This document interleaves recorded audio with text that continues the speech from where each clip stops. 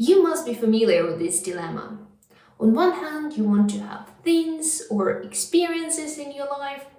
Maybe you want to progress in your career or deepen relationships. On the other hand, whenever you're presented with an opportunity to actually make a change, you feel kinda meh.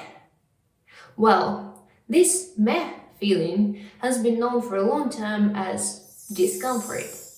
So today, we're gonna talk about ways to lean into the feeling of discomfort so you can live the life you want. Before we're gonna get started, why on earth would anyone want to build resilience towards discomfort? Avoiding discomfort might cause you to take an action that you will later regret. For example, if you are afraid of saying no at work, you might end up overworking yourself to the point of burnout. If you are afraid of engaging in uncomfortable conversations with your loved ones, you might end up not stating what you need and might even develop the feelings of resentment.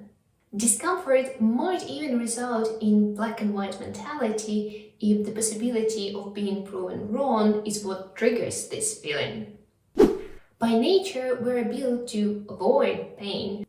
Therefore, the lower your threshold for pain or discomfort or suffering or inconveniences, the more experiences you will be trying to avoid. And as we know, the beauty of life comes from the richness of the experiences it has to offer. So the short form answer would be building resilience towards discomfort will provide you with a better quality of life. It's important to remember that the feeling itself won't go anywhere. Of course, it will diminish in certain areas, but in some way, shape, or form, it will stay with you for the rest of your life. What will change, however, is your response towards this feeling.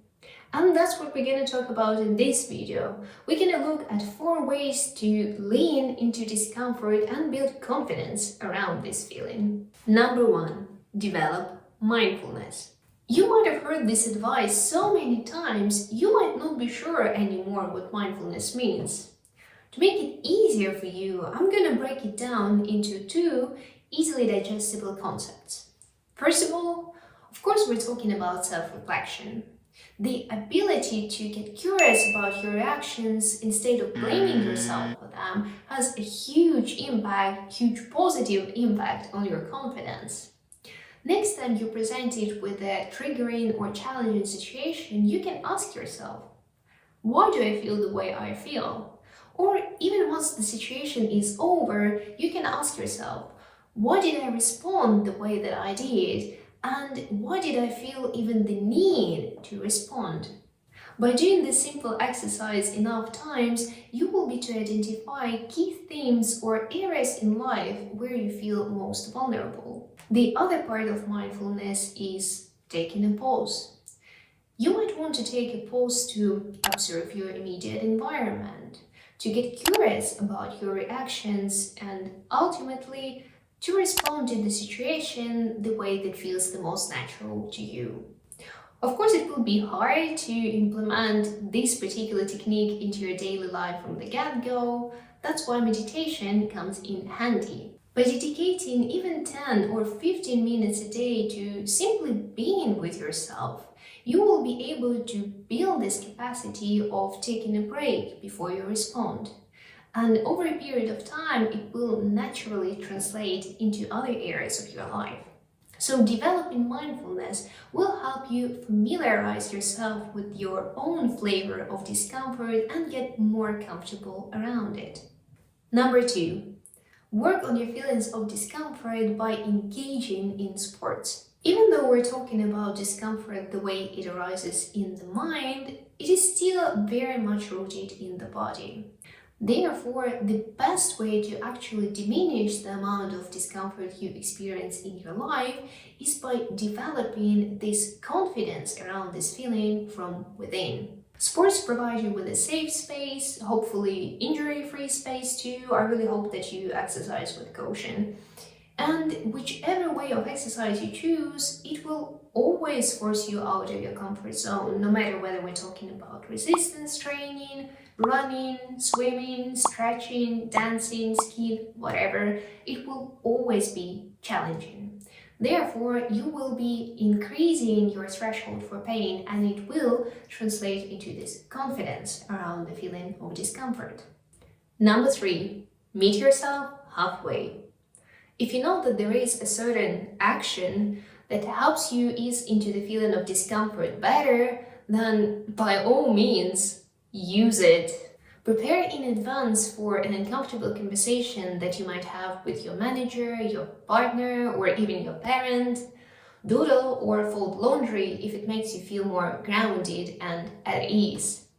Take a break and physically pull yourself out from a situation by either going to a different room or taking a break from your laptop. There's literally no need to make it more difficult than it has to be. Being your own support system is the best gift you can give yourself. It is also a prerequisite for building confidence. Number 4, move forward one small step at a time. Now we would need to get back to this exercise on identifying key themes that make you feel the most vulnerable. Naturally, some of these themes will be more challenging and some of them will be less challenging. Contrary to the popular belief, I would advise you to approach your feelings of discomfort by starting with the least challenging topics and increasing the level of difficulty as you go. It will be much easier for you to build this resilience if you give yourself enough time to adjust. It is also important to remember that progress is never linear, so don't worry about having setbacks or a plateau. If you're doing it, you're already killing it. And here you have it. Here's the system that I use to build my own confidence around the feelings of discomfort. I hope you found it useful and let me know if you have any other ideas on the topic. I'll see you next time. Have a great day. Bye.